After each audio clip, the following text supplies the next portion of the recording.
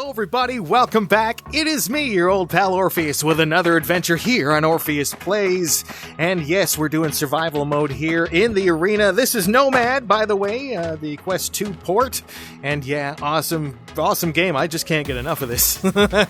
Alright, let's see what's going on. Yes, I hope you are doing well wherever you are today. Whether it is day or night, or you find yourself sitting on the back of a jet ski and you're holding on backwards for some reason and a big sea lion comes up and kisses you on the mouth. I don't know if that's ever happened to anybody, but if it has, leave a comment below. Anyway, hey, how you doing? So, today I want to talk about something that's really interesting. This is a barcha. I think I kind of have to use this. This kind of looks like someone didn't finish a knife and then just stick it on a handle. Whatever. So I wanted to talk about something it's been kind of puzzling me. Well, it's kind of been vexing me lately. So here we go. Before we get to that, the first traditional slow motion kill of the day. This thing, where do I should use the can opener potion. And then that right there. Did that do it? That did it. Anyway, so that was that out of the way. So the question I have is, and I'm not really as connected with this stuff anymore, and it's hard to I'm not going to go out and search for it like in a community for this. But it's Monty Python. Is Monty Python still a thing anymore? Right? Because I think some of you that watch this, right, that go seeking for this specific kind of content, the Blade and Sorcery, or the medieval kind of stuff, I think you probably already have some sort of... Ooh, why am I so wobbly today? I'm having some nerve issues. Anyway, I think that a lot of you that watch this sort of medieval thing, yeah, you totally probably get exactly what I say when I say "nee," okay? Or you get what I say when, it's the gourd. Oh, all hail the gourd, right? If you are into Monty Python, you know stuff like that, okay? Those are slightly deeper jokes. Now, if you don't know Monty Python, you probably still know parts of Monty Python, like spam, okay? Spam. You probably know that one. So, if that's a thing, you probably have friends that know that, but do they know Monty Python, right? How about the, it's but a flesh wound, right? The Black Knight, these, like I do with here, these people with the survivable dismemberment. Not her necessarily, but people know that. They probably know the Knights of the Holy Grail, right? At least they know the title, or the basic idea of it. But what do people know? Is Monty Python still a thing? Do people still, watch that in groups, with their friends and stuff? When I was in college, and actually way before that, I got into Monty Python. When was it? I had a relative. Meow, don't you meow at me. I had a relative who had the entire Laserdisc selection of the Monty Python's Flying Circus TV show. Now, if you've only seen Monty Python in movies, this thing is ass. If you've only seen Monty Python's movies, you are missing out on a great deal of the humor from them, including most of what I'm talking about with the Flying Circus. It was a show they did on the BBC, and if you think some of the comedy these days is a little bit edgy, you should absolutely go and try to watch some of the episodes of that stuff. They do all sorts of amazing cutting-edge comedy that it's still just incredibly funny today. But what do people know about that? Do they keep doing that? Okay, so I learned about it through that family member had the entire set of the show on Laserdisc. Now, Laserdisc, woo! There's a technology that's actually kind of cool. But anyway, so I started watching them, and we were staying with them. I don't even remember where it was, in California. Yeah, we were staying with them in California, and I spent just days just absorbing that TV show. And it is incredible. And I was fortunate enough, we were all fortunate as a species, to be able to get Monty Python on our regular TV stations. Now, sometimes you had to have something like BBC America, or sometimes, sometimes it was on... sometimes it was on CBC if you're close to Canada, or it was on PBS or something. By the way, I've got Scorpion's Kanai here. Let's see if this does anything. It's supposed to... It's like, come here if you're just a little closer! Oh, okay. Okay, I feel you. Okay, but it was on public broadcasting a lot, and so I started to get really interested in this stuff, and it is like, it is some get over here. It is some crazy humor. Okay, it's really bizarre stuff, and if you watch stuff like The Meaning of Life, that's a movie that they have that is absolutely amazing. But so what is going on?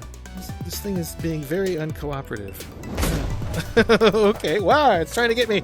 Now, look out, it's alive. Oh god, it's a death-seeking missile. Oh god. Anyway, so I started getting more and more interested in it. I started buying there we go, flip knife. Yeah, I started buying the movies, and I went out and I found the Flying Circus complete box sets, and I got those, and then I got things like when I was in college, there was a computer program that there used to be things that would you would install them on your computer, on your PC, and they would change the icons and add little system sounds and stuff. Well, this one did that, but it was also a game. The funny thing is it ended up being kind of a virus for the computer. There were certain things that would never go away, there was one thing you could enable, it would randomly scream at certain parts, like some of the Monty Python screams, or make some other weird noise at random times. And so I couldn't turn that off for a while. That was always fun. But it was different skits and sketches, and it was all in the theme of the Flying Circus. So I had that, and there was actually this girl in college that I really, really, really wanted to get with. She was just way out of my league, by the way. And so I tried the tactic of, I had the box set of Monty Python's audio albums, like all their comedy stuff that they did, and it was a bunch of it was just audio from Flying Circus and stuff, and so it was really cool. It was just hours and hours and hours of their comedy. And I was trying to get with this girl, and I'm like, have you ever heard of Monty Python? And she's like, no. And so I lent it to her, the entire box set. And she transferred about a month later, and I never saw that box set again. I'm so mad. It's probably worth so much money now. Anyway, so the thing that always gets me about Monty Python is it's very, very British. It's very dry humor, but it's very messed up humor. And I find that it has transcended a lot of different age groups and demographics and just different kinds of people everywhere seem to have heard at least a little bit, put it away, at least a little bit about Monty Python. Now, does that come from the prevalence of memes and stuff these days? Or are people actually going and sitting down and watching this stuff? Have you sat down and watched all of the Monty Python movies? Like Life of Brian and Holy Grail and, some of the weirder ones like Eric the Viking. Eric the Viking is I guess it would technically be a Monty Python movie. It's a Terry Gilliam flick. And it's very much like Life of Brian.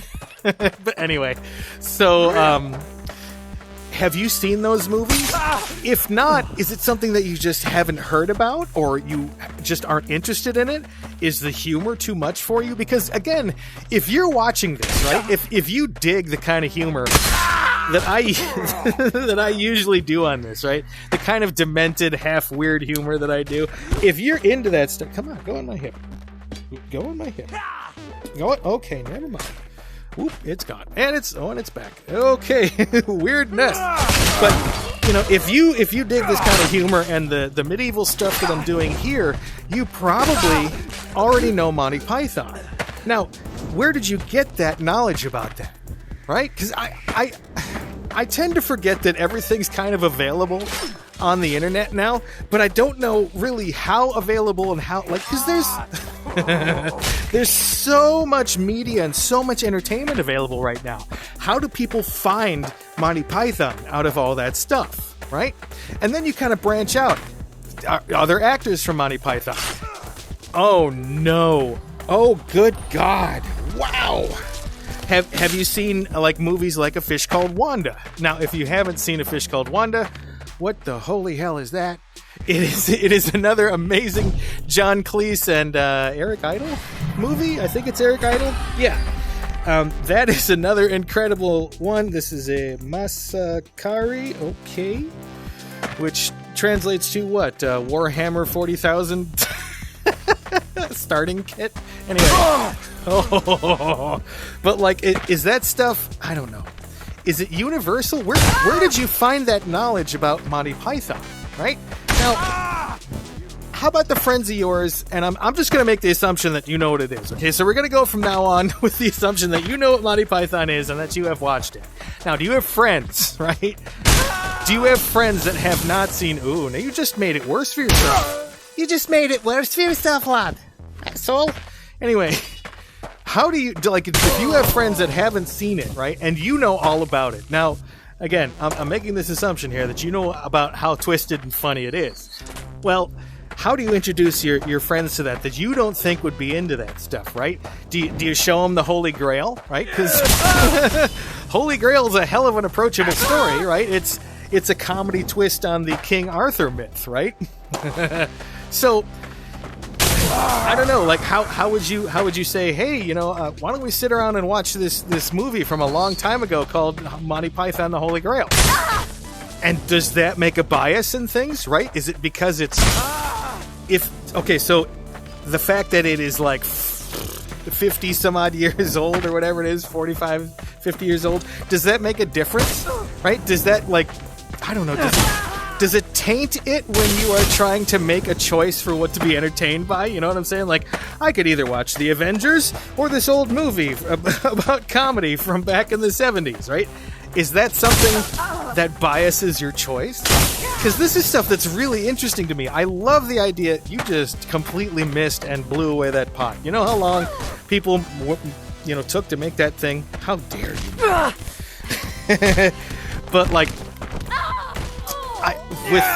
there's just so many things out there. I don't know. Anyway, it fascinates me because I don't know how it happens. Like how you find things, right?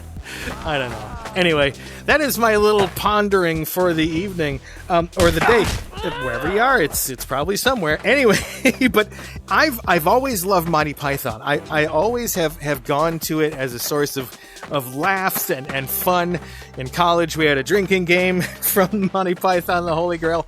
So the first major email, I'll leave you with this before I go. The first big email that I ever got in my life was sent to me by a friend who is at another college, and he said, "Hey, I've got a text document you might like." And for the time, this thing was like 3 megabytes or something, and that was like, oh God, what is this? It was the entire script for the Holy Grail, like scans of the actual script itself. So like with the way that you see a script lined out, and it was just pages and pages and pages, and so.